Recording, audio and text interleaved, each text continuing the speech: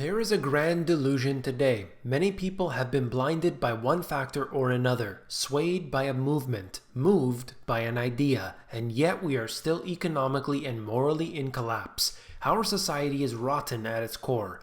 Individuals hate each other for no apparent reason. They yell and scream at each other because they disagree on the most trivial of information. Meanwhile, those in control are becoming more and more powerful every single day. They divide and conquer just as they have for millennia.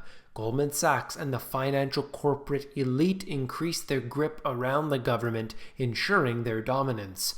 Collusion is evident in every aspect, with a revolving door that grows ever more powerful and influential every day. But the public sees suits and ties. They see a bureaucracy they can't understand, so they leave it up to their leader. He'll take care of me, they say. I voted for him, and he will make sure that everything is fixed for the greater good. Of course, there has never been a time in history where this has happened. Government cannot fix any important issue. They can't be there to help you. They won't prop up the stock market when you need it. They won't make the central bank disappear. They will not stop assisting their friends at your expense. They are there to enrich themselves and maintain and increase their power and control. The grand delusion is evident everywhere in the world. Some people become fed up and they take it to the streets. They desire a solution to their problems. Usually they blame their leader. They don't really know anyone else, so they yell and scream and perhaps it escalates. But even in the instances where the leader is replaced, the problems are not resolved. They can't be because the head of state is just one individual. They are like the CEO of the company. Does the CEO know what's happening in the marketing department? Probably not in any detail. Does the CEO know about the information technology department? Of course not. The CEO does his tasks. He signs the documents. He meets with high-level individuals. But the CEO is just a spoke on the wheel, a cog in the machine. And the machine is there to dominate you. The machine is the group of people who ordered plutonium to be injected into innocent humans for testing purposes. The machine is the group that still today thinks it's okay to spy on everyone's phone calls and emails. The machine is the group that constantly steals your hard-earned money and enriches contractors overseas to attack innocent people from 30,000 feet. But you applaud and cheer the suits and ties. You accept that you've done what you could do. After all, you're not the CEO.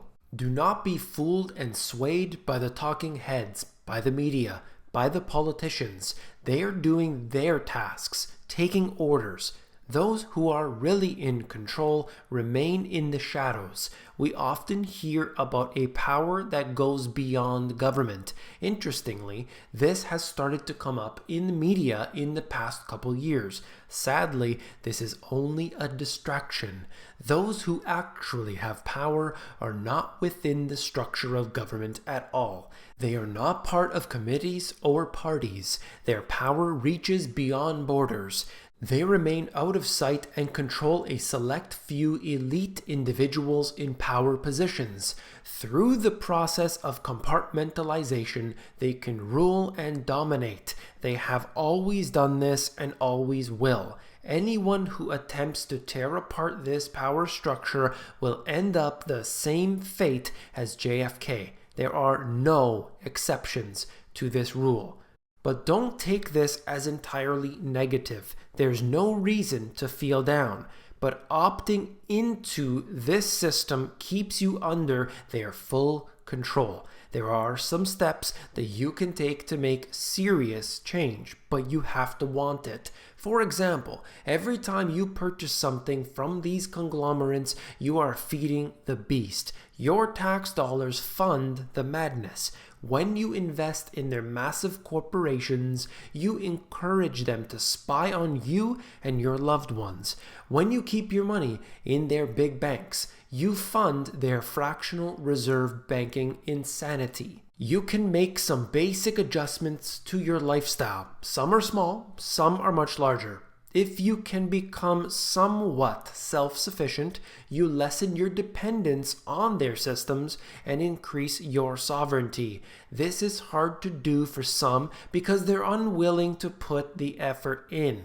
But it's possible. For example, you can live in a condo in the city, buying food from the grocery store like many do, or you can have a piece of land, living off your own source of power, some of your own food, others from the local farms, harvesting your own water. Many places around the world have very simple rules for not having to pay property tax with very basic requirements in these living conditions. So, this doesn't mean you are free from the machine. This simply means that you have lessened your dependence on it. That increases your sovereignty, which is priceless.